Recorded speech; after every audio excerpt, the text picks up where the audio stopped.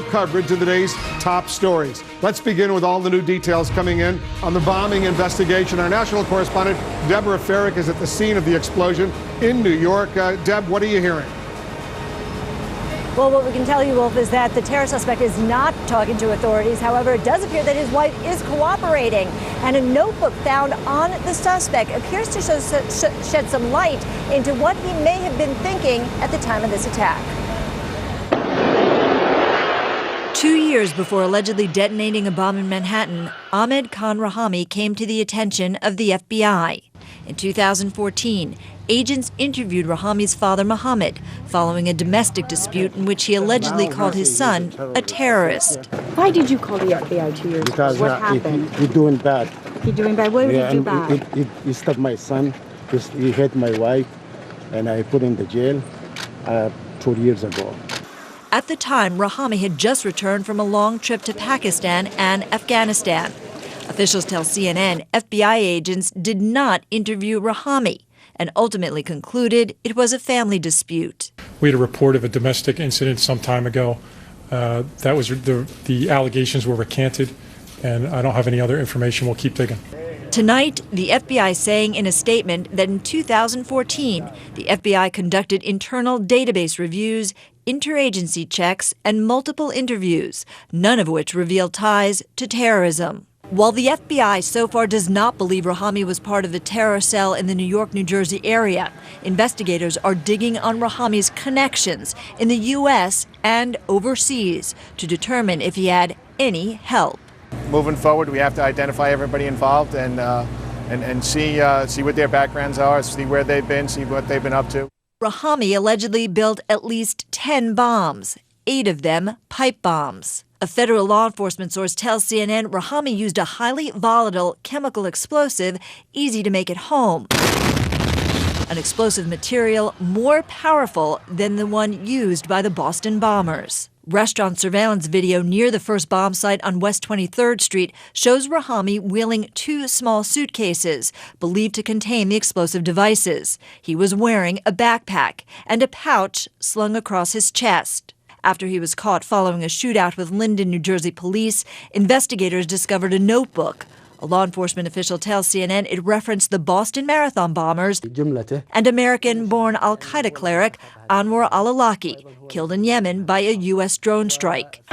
Rahami's Pakistan-born wife was overseas at the time of the terror attack.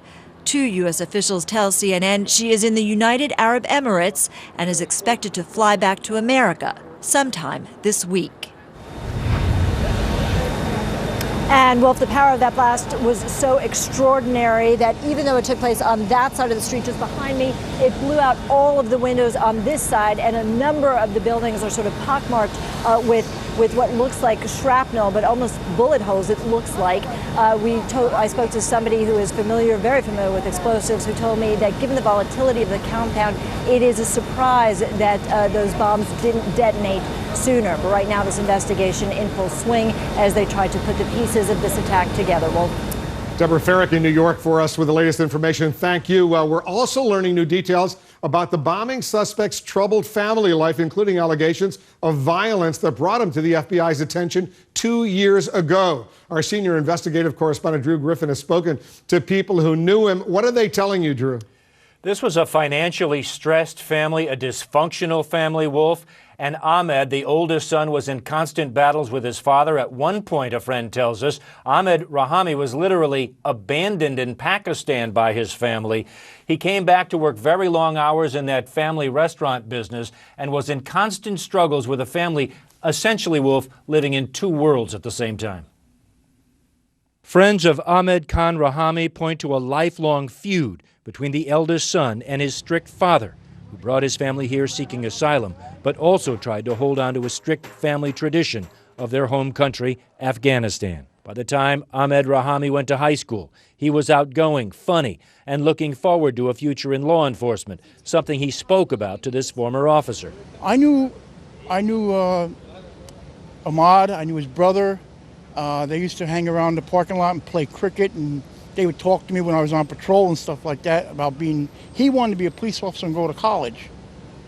Other than that, he was a very well-spoken boy, and I never had any trouble with him.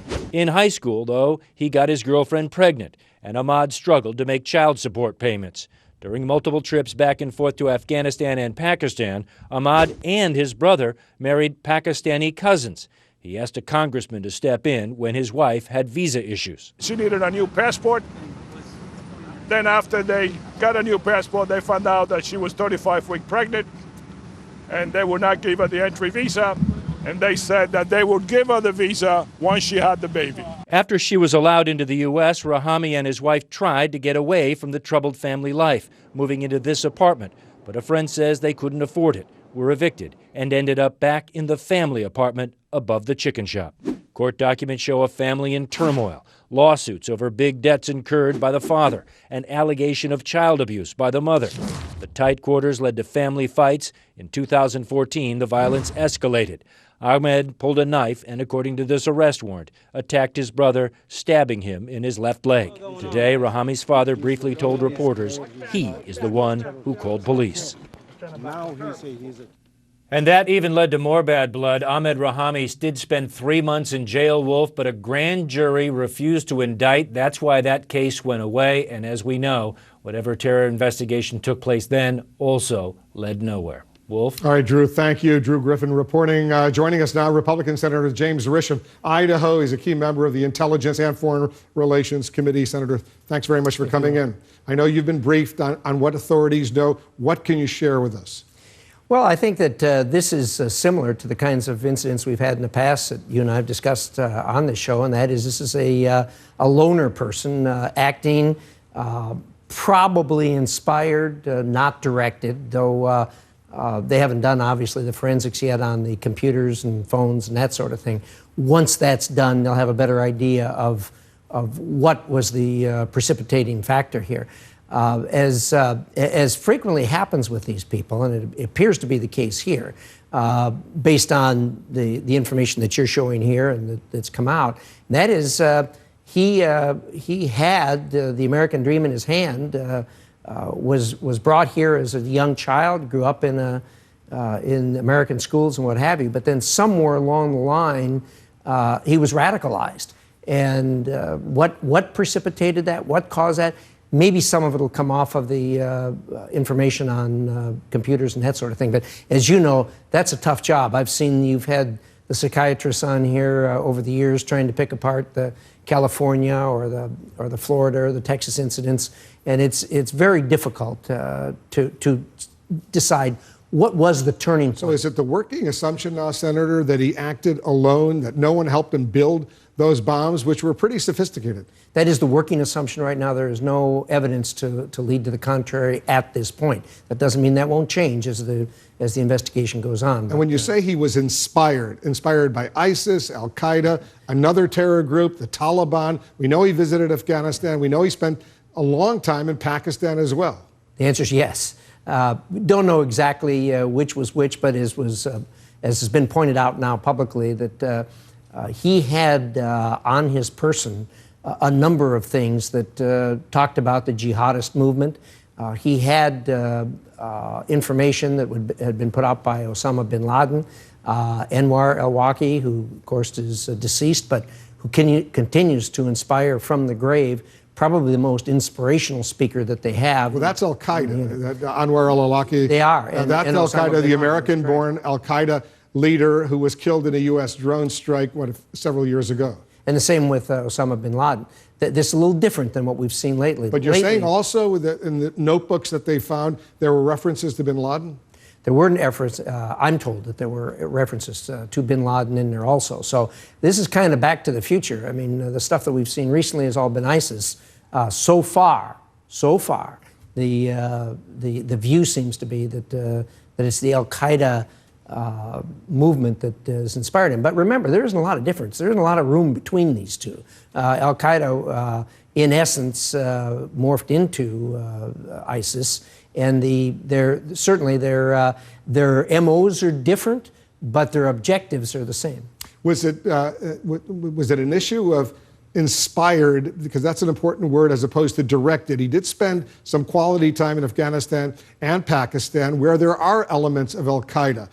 very much in Pakistan right now as well. How do they determine whether he was directed, for example, by some al-Qaeda operative to go back to the United States and do this, as opposed to simply reading on social media and being inspired to do this? Well, direct evidence is hard to come by, but it's possible based on interviews that are done with people that are around him, perhaps even if they're able to track down what his movements were in Pakistan or Afghanistan when he was there. It's possible to get some direct evidence, but more likely the conclusions are going to have to be based on third-party evidence and that sort of thing. Circumstantial evidence. Mostly circumstantial. Is there evidence he pledged allegiance to al-Qaeda? There's no evidence to that effect at this point, but we know that's not been uncommon.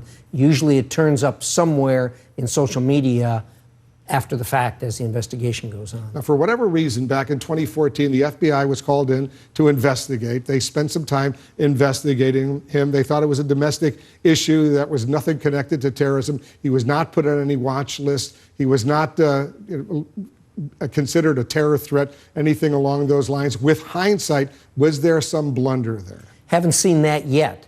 Having said that, what it looks like, and this is strictly in the preliminary stages, but what it looks like is he had these internal issues in the family, which you just documented pretty clearly, which culminated with him stabbing his brother. The father obviously took the side of the brother and called the FBI and reported the son and used the word terrorist. But when you use the word terrorist and you contact the FBI, that is going to precipitate some movement. And the FBI actually did an investigation, but there was no evidence that there was any corroboration to the father's statement that he was a terrorist. The word terrorist gets thrown around a lot these days, and that's possible that that's what happened here. But there isn't any evidence to indicate that they should go forward. There's various steps that they do when they open these investigations, and they didn't have. They have to triage them. There are so many of these things going on. They have to take the most serious. But at a minimum, you believe, Senator Risch, this was at least an al-Qaeda-inspired terror attack in New Jersey and New York. I believe that. I want you to stay with us because there's more information coming in. We have more questions for you. Senator Risch, a member of the Intelligence Committee, is with us. We'll continue the conversation right after a quick break. We're back with the Senate Intelligence Committee member, Senator James Risch, as we follow breaking news in the New York and New Jersey bombing investigation. The FBI now confirming it opened an investigation into the bombing suspect back in 2014, but it never revealed ties to terrorism. Do you have a good clue right now, Senator Risch, why he went to these 4 separate locations, including that Marine 5K run in New Jersey, to plant these bombs? We really don't. Again, hopefully, that's information that they'll be able to glean from the social media things that he's maybe posted from his because in that notebook that they found references to the Boston Marathon bombing, right. And then now there's a bomb put at a Marine 5K run in New Jersey that seems similar. Unfortunately, it was delayed, the start of that run. Nobody was hurt, but right. That could have been a disaster. It could have been a disaster. The fact that these pressure cookers were used, very, very similar to the Boston incident, has inspiration written all over it. I mean, copycat. It's a copycat type of thing. It's what amazes me is if you look at the kinds of explosions that those pressure cookers cause, it is amazing to me that no one was hurt worse or killed in the explosion that happened. It was a highly unstable, I'm reading here, explosive HMTD. Right. That's a pretty powerful explosive. It is. It's unstable. But in addition to that, as has been reported, the pressure cookers were full of shrapnel kind of material, BBs, ball bearings, and that sort of thing. And has been reported, the buildings around there showed the marks of what looked like an explosion, as you'd see during the war, or like you still see in Europe, left over from World War II, where the buildings are actually pockmarked from these kinds of explosions. So those bombs, they could have hurt and killed a lot of people. It is amazing that this wasn't worse than what it was. The wife, a few days before the terror attacks, all of a sudden flies off, heading, we assume at some point, to either Afghanistan or Pakistan, but winds up, at least at an initial stop, in the United Arab Emirates. What do we know about her? I haven't been briefed on that yet, but she is talking to U.S. authorities, and we will be briefed on that in the near future.